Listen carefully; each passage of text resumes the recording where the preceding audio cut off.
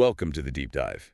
We're here again, wading through a whole stack of sources to bring you the key insights. And today, we are tackling a really big one, human rights. Yeah, fundamental, really. Exactly. It's more than just legal talk. It's about dignity, freedom, the basics for every single person. Absolutely.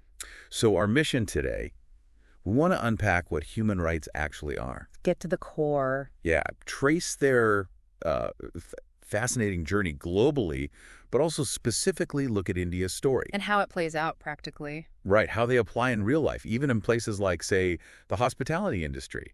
We've got sources covering everything from ancient philosophy to modern law. Should be interesting. And I think what's key here is realizing how universal these rights are meant to be. Universal. But, often overlooked in the day-to-day, understanding them is, well, it's pretty crucial for anyone wanting an informed view. Okay, so let's dive in. When we talk about human rights, Right. what exactly are we talking about? Well, fundamentally, they're the basic freedoms, the protections everyone has just by virtue of being human. Right. Not because of who you are or where you're from or what you own. Exactly. It's inherent. Things like, the right to live with dignity. Speak your mind. Get an education, be safe from harm, take part in society, all that. And one thing our sources highlighted really well was a practical example. In the hospitality sector, like hotels, making sure staff get fair wages, work in safe conditions. That's not just good HR. No, exactly. The sources point out it's a direct reflection of respecting human rights. And actually doing that, it really boosts a business's reputation, helps attract good people. And connects with customers who care about these things now. Totally. Which is more and more people. And what's fascinating, as you mentioned, is the history here. These ideas, dignity, freedom, they feel modern, but they have really deep roots. Ancient roots, even. Yeah, absolutely. I mean, you find echoes in ancient Indian texts promoting nonviolence, respect, centuries ago. Wait. Then you jump forward, you see things like the Magna Carta in England, 1215. Yeah. An early attempt, right. A very early attempt to limit the power of the rulers, secure some freedoms. Still, a long way to go from there. Oh, absolutely. The real turning point, the big global moment, came much later, after World War II. Understandable. The world had seen such horrors. There was this huge push leading to the UN's Universal Declaration of Human Rights in 1948. That's the landmark one. It really is. It laid out 30 basic rights, globally recognized, a response to say, never again. That global context is so important. And then bringing it closer to home, our sources really focused on India's own path. Which is quite unique. It is. After independence in 47, there was this huge emphasis on freedom, on dignity. Baked into the new nation's identity. Exactly. And that led directly to the Constitution in 1950. Which is key. It enshrined a specific set of fundamental rights. And, it didn't stop there. The sources show this continued evolution. Especially more recently. Yeah, post-2000s, really focusing on rights for women, children, disability rights, LGBTQ+ rights. It keeps developing. And those fundamental rights in the Constitution, Articles 12 to 35 specifically, they really are the bedrock in India. The foundation.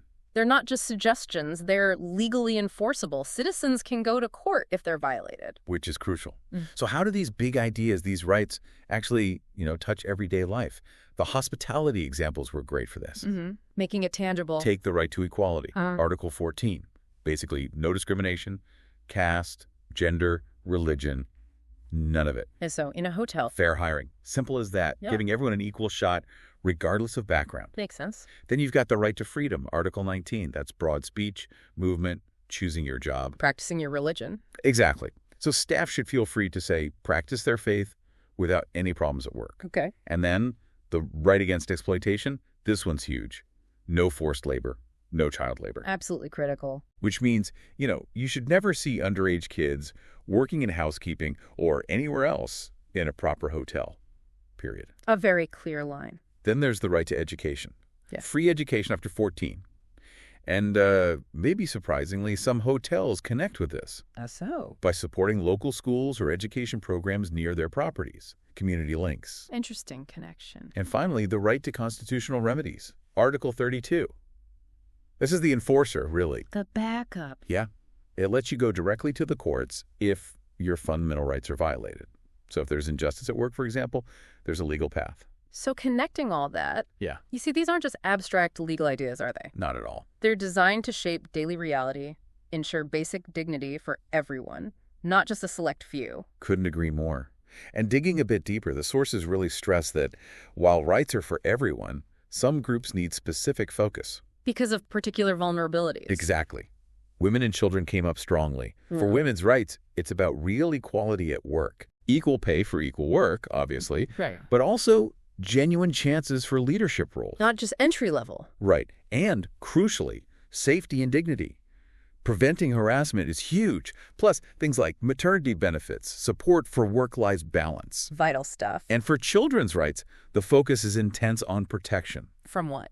From labor, exploitation, ensuring they get their education, can develop healthfully, and safe environments are key. Especially relevant in hospitality settings. Absolutely. Kids might be guests or around the premises. Safety first. And you know, this leads directly to a key insight from the material regarding hospitality. Oh, yeah. Hotels really need to ensure female staff on night shifts feel safe, respected. That's non-negotiable. And of course, zero tolerance for child labor. Absolutely none. Crystal clear.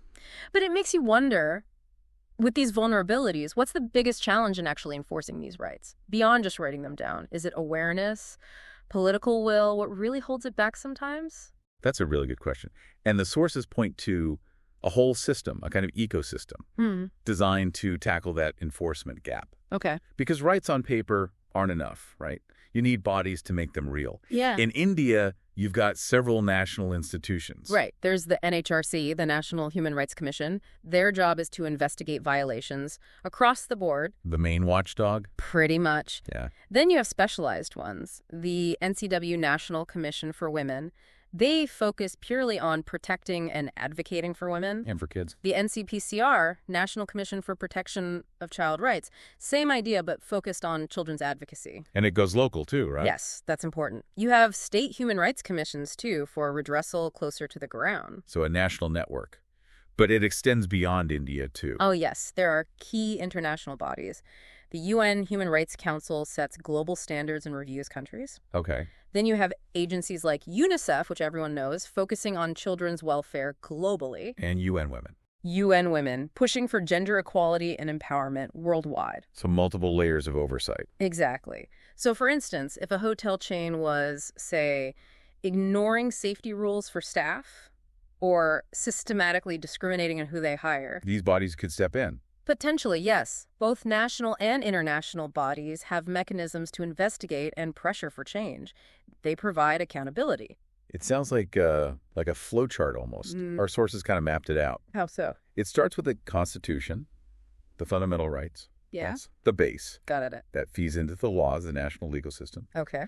Then you have these specific protection bodies, NHRC, NCW, NCPCR, acting as watchdogs and advocates. Right. And the goal of all that is, well, public awareness, education, and giving people actual ways to get help, to get redressal. That multi-layered approach is interesting. It suggests resilience, doesn't it? Yeah, that's a good way to put it. Yeah. If one part fails, maybe another catches the issue. Makes it harder for abuses to just disappear. So wrapping this all up, what's the takeaway for you listening? Well, first, human rights are absolutely central to ethical environments, especially in places like hospitality.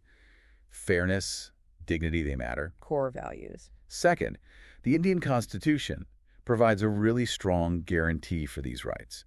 Dignity, equality, protection, they're enshrined. A legal foundation. Third, we saw that women and children often need that extra focus, specific rights protection to stop exploitation. Addressing vulnerability. And fourth, these institutions like the NHRC in India, the UN bodies globally, they are crucial for actually enforcing rights. They provide the teeth. The enforcement mechanism. Ultimately, whether you work in hospitality or you're just a customer or even just, living your life, understanding these rights is pretty important. It really is. And knowing about these rights, it's more than just information, isn't it? How do you mean?